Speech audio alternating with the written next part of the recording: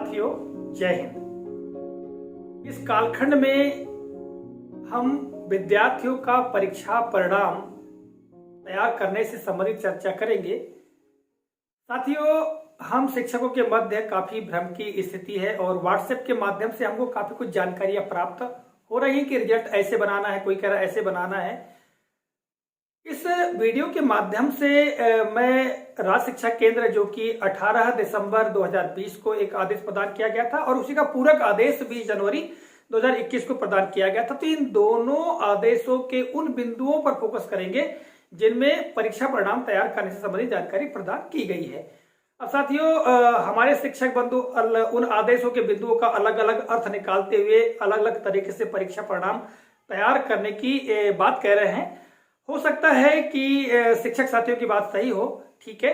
तो इस वीडियो के माध्यम से हम चर्चा कर लेते हैं। और साथियों, आपको लगता है कि हमें परीक्षा परिणाम कैसे तैयार करना है, तो आप इस वीडियो में कमेंट करके बताइएगा कि वाकई परीक्षा परिणाम हमें ऐसे तैयार करना चाहिए।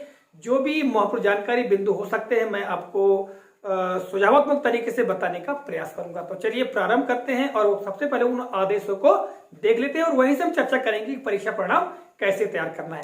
और देखिएगा, परीक्षा परिणाम में विशेष तौर से विद्यार्थियों का प्रगति पत्रक, ठीक है, और इसके पूर्व में हमको वार्षिक परीक्षाफल पंजी और मूल्यांकन पंजी ये तैयार करना होगा। हालांकि आदेश में रिजल्ट शीट कहा गया है, तो रिजल्ट शीट का आशय वही है, मूल्यांकन पंजी और वार्षिक परीक्षाफल पंजी। उसके बाद ही हम जो बच्चों का प्रगति पत्रक है वो तैयार करते हैं। चलिए प्रारंभ करते हैं। साथियों, आप देख पा रहे हैं राज्य शिक्षा केंद्र का यह आदेश, और यह आदेश है 18 दिसंबर 2020 का। इस आदेश में विद्यार्थियों के मूल्यांकन से संबंधित महत्वपूर्ण जानकारी के साथ साथ परीक्षा परिणाम तैयार कर कक्षोन्नति देने की बात कही गई है। देखिएगा, विषय क्या है। शासकीय शालाओं में कक्षा 1 से 8 में अर्धवार्षिक मूल्यांकन अर्थात प्रतिभा पर्व व वार्षिक मूल्यांकन वर्ष 2020-21 विषयक, ठीक है। पूरी जानकारी, पूरा विवरण इस आदेश में दिया गया है। और यहाँ जो विवरण दिया गया है ये अन्य बिंदु पर दिया गया है, जैसे कि किस तरह से हमको मूल्यांकन करना है, बच्चों को वर्कशीट देना है, तो ये सब कार्य हमने कर चुका है, ठीक है। और यहाँ पर कक्षा 1 व 2 की मूल्यांकन वर्कशीट के बारे में जानकारी दी गई है। फिर इस तरह से कक्षा 3 से 8 में आकलन वर्कशीट का स्वरूप क्या होगा उसके बारे में बताया गया है। हमको इस वीडियो में विशेष तौर से चर्चा करनी है कि किस तरह से परीक्षा परिणाम तैयार करना है। तो इस आदेश के बिंदु क्रमांक 6 में इससे संबंधित जानकारी प्रदान की गई है। तो देखिएगा, ये बिंदु क्रमांक 6 हम देख लेते हैं। परीक्षा फल का निर्धारण, कक्षोन्नति व प्रगति पत्रक में ग्रेड भरना। परीक्षा फल का निर्धारण किस आधार पर होगा, इस बारे में यहाँ जानकारी दी गई है कि यहाँ पर जो जानकारी वो संक्षेप में है। इसी कारण से हम शिक्षक साथियों के मध्य संशय की स्थिति बन रही है कि हमको आखिर करना क्या है। साथियों, हम थोड़ा विश्लेषण करते हैं और जानने का प्रयास करते हैं कि परीक्षा परिणाम हमें कैसे तैयार करना होगा। जैसा कि मैंने आपको पूर्व में ही कहा था कि यदि आपके अनुसार परीक्षा परिणाम किसी आधार पर बनना है तो आप कमेंट अवश्य कीजिएगा। चलिए हम आगे पढ़ते हैं जानकारी को। तो परीक्षा फल का निर्धारण अर्धवार्षिक मूल्यांकन व वार्षिक मूल्यांकन के अध्ययनरत विषयों में प्राप्तांकों के आधार पर किया जाएगा। परीक्षा फल का जो निर्धारण है, इन्हें किस बच्चे को क्या ग्रेड प्राप्त होगा, इसका निर्धारण जो कि अर्धवार्षिक मूल्यांकन आपको ज्ञात है कि ये जनवरी माह में हुआ है प्रतिभा पर्व के रूप में, और जो वार्षिक मूल्यांकन है उसके लिए फरवरी और मार्च माह में जो मूल्यांकन वर्कशीट हमने विद्यार्थियों को होम बेस्ड असेसमेंट के आधार पर करवाई है, तो उनमें प्राप्तांकों के आधार पर ही परीक्षा परिणाम तैयार किया जाएगा। साथियों, यहाँ तो कहीं कोई संशय की स्थिति नहीं है। और इसमें विशेष तौर से जो मासिक मूल्यांकन है, तो मासिक मूल्यांकन को हमको रिक्त रखना है। को मिला के हम ये कह सकते हैं कि जुलाई से लेकर के दिसंबर माह तक जो मासिक मूल्यांकन है उसको हमको रिक्त रखना है। और जनवरी माह के लिए जो 20 अंक निर्धारित किए गए हैं मूल्यांकन वर्कशीट में वो प्रदान करेंगे। साथ में हमको फरवरी और मार्च माह में 50-50 अंक प्रदान करके हमको रिजल्ट तैयार करना है। तो यहाँ तो कोई संशय की स्थिति नहीं है। संशय की स्थिति विशेष तौर से बन कह रही है कि सह शैक्षिक व व्यक्तिगत एवं सामाजिक गुणों से संबंधित जो विषय है उनमें ग्रेड प्रदान करने से संबंधित या अंक प्रदान करने से संबंधित जानकारी में हमको विशेष तौर से संशय की स्थिति हो रही है। तो देखिएगा क्या कहा गया है, प्रगति पत्रक में अर्धवार्षिक व वार्षिक परीक्षा के प्राप्तांकों के आधार पर ग्रेड, ये बात ऊपर आ गई है। अब देखिएगा यहां से हमारा घर हमारा विद्यालय अंतर्गत सीखने सिखाने की प्रक्रिया के दौरान बच्चों से निरंतर शिक्षकों द्वारा संपर्क किया गया है। साथियों, यहाँ पर स्पष्ट किया गया है कि शिक्षक साथियों ने हमारा घर हमारा विद्यालय के अंतर्गत या किसी भी तरीके से हमने विद्यार्थियों से निरंतर संपर्क किया, यानी हम संपर्क में रहे हैं। आपको ज्ञात है, और निश्चित तौर से हम प्रति दिवस जाते रहे हैं हमारे ग्राम में, है ना, और विद्यालय में तो गए नहीं है, बल्कि हम मोहल्ला कला कक्षा लिए हैं।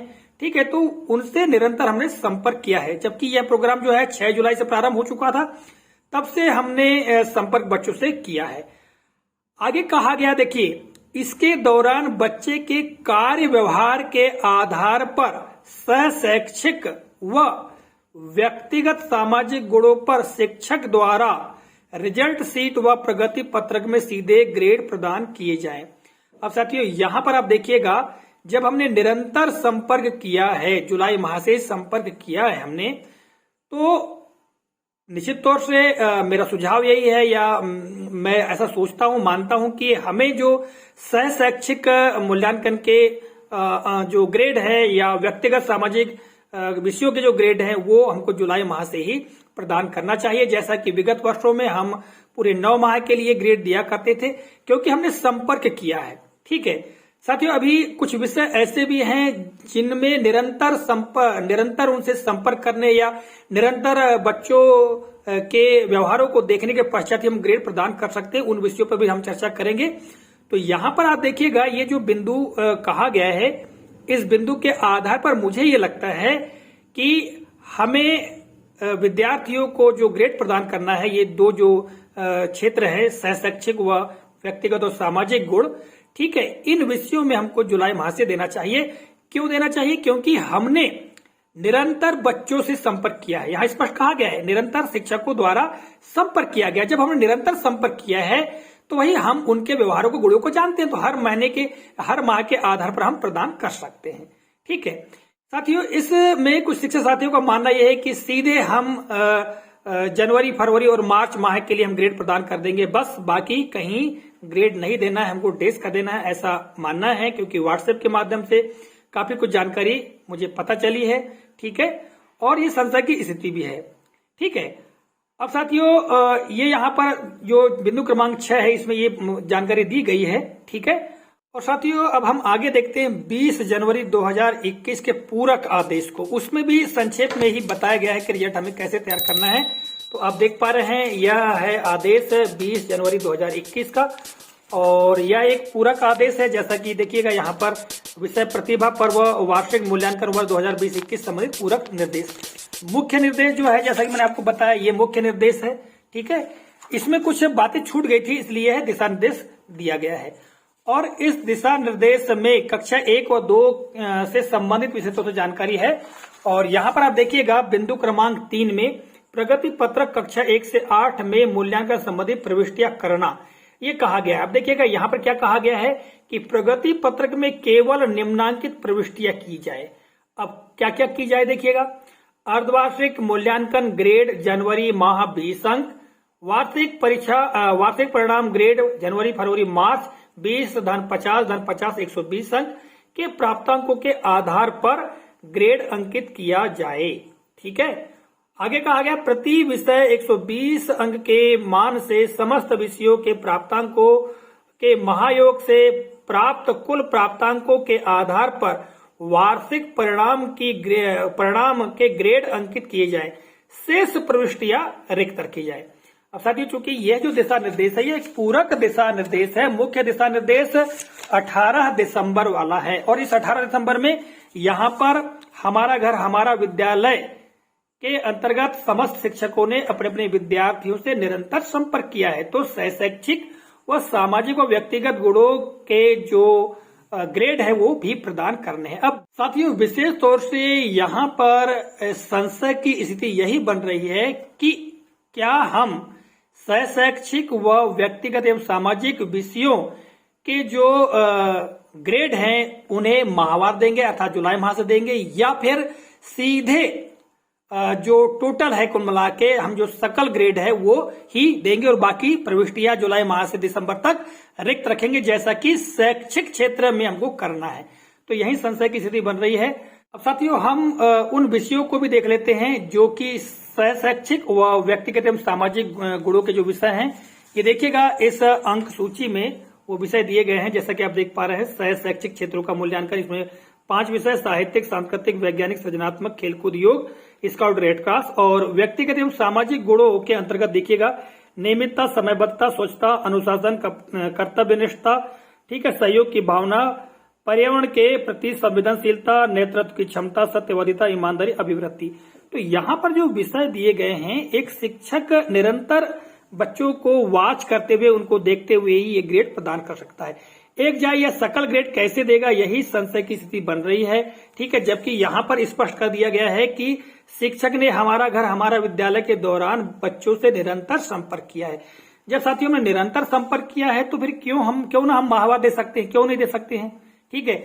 और इस आदेश में भी स्पष्ट नहीं किया गया है कि केवल जो शैक्षिक या व्यक्तिगत सामाजिक गुणों के जो विषय हैं उनका केवल हम सकल ग्रेड देना है, जैसा कि शैक्षिक क्षेत्र के लिए स्पष्ट कर दिया गया है यहाँ पर, ठीक है।